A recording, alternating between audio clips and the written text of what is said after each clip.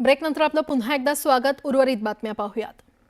शिर्डीच्या साई संस्थानला पुन्हा धमकीचा मेल आलेला आहे। साई मंदिर आणि त्यातील खोल्यांमध्ये बॉम्ब ठेवल्याचा हा मेल आलेला आहे। भगवंत मन नावानं साई संस्थानला हा मेल आलेला आहे। भगवंतमान@yandex.com या आयडीवरून साई संस्थानला हा धमकीचा मेल आला असल्याचं कळतंय। भाविक आणि कर्मचाऱ्यांना तात्काळ मंदिरातून बाहेर काढण्याचे मेलमधून नमूद करण्यात आलेलं आहे। तर साई संस्थानकडून शिर्डी पोलीस ठाण्यात तक्रार दाखल करण्यात आलेली आहे। साई संस्थानची सुरक्षा यंत्रणा अलर्ट मोडवर आलेली आहे। 2 महिन्यांपूर्वी देखील साई मंदिराला खरं तर असा मेल आला होता किंवा साई मंदिर बॉम्बनं उडवून देण्याचा मेल आला होता। आता पुन्हा धमकीचा मेल आल्यानं खळबळ माजली आहे। खोडसाळपणा आहे की आणखी काही याबाबत शिर्डी पोलिसांकडून तपास सुरू करण्यात आलाय। अधिक माहिती देत आहेत आमचे प्रतिनिधी हरीश दिमोटे आपल्यासोबत जोडले गेलेले आहेत। हरीश, प्राजक्ता, आपण जर बघितलं तर शिर्डीच्या साईबाबांच्या दर्शनाला देश विदेशातून दररोज हजारो लाखो साई भक्त शिर्डीमध्ये येत असतात आणि त्यामुळं साई मंदिर असेल किंवा तिथलं भक्त निवास, प्रसादालय, सगळीकडे भक्तांची अलोट अशी गर्दी असते। त्यामुळं सुरक्षेची देखील तेवढीच काळजी साईबाबा संस्थानला घ्यावी लागते आणि मग साईबाबा संस्थानचे सुरक्षा रक्षक असतील किंवा पोलीस असतील, सगळ्या प्रकारच्या यंत्रणा या सगळ्या भक्तांची सुरक्षा करत असतात।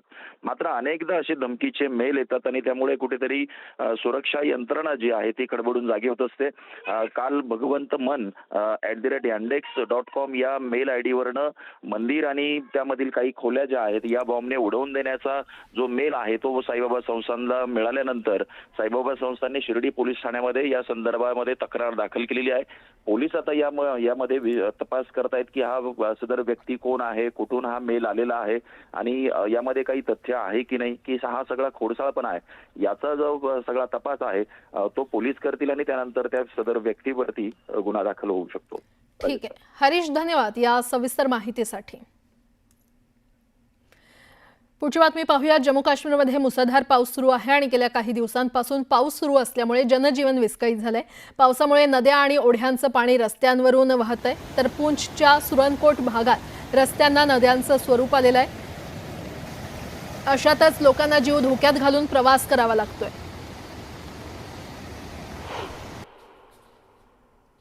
तिकडे मध्य प्रदेशच्या खंडवा इथून एक भयावह व्हिडिओ समोर आलेला आहे। शहरातून वाहणाऱ्या आबना नदीमध्ये एक व्यक्ती बुडालाय। अनेकांनी त्याला वाचवण्याचा प्रयत्न केला, मात्र या व्यक्तीला वाचवण्यात यश आलेलं नाही।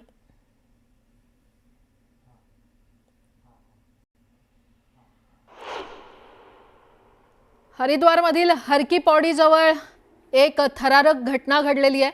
भारतीय कबड्डी संघाचा माजी कर्णधार, एशियन गेम्स सुवर्ण पदक विजेता आणि अर्जुन पुरस्कारानं सन्मानित दीपक हुड्डा गंगा नदीमध्ये स्नान करत असताना अचानक नदीच्या प्रचंड प्रवाहात वाहून गेला। क्षणार्धात घडलेल्या या प्रकारामुळे परिसरात एकच खळबळ माजली। दरम्यान घटनास्थळी उपस्थित जवानांनी रेस्क्यू ऑपरेशन करत त्याचे प्राण वाचवले।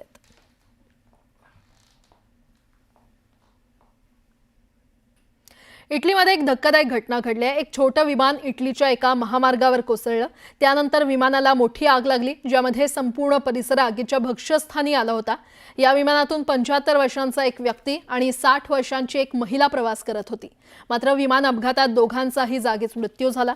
या विमान अपघाताचं कारण अद्याप अस्पष्ट आहे।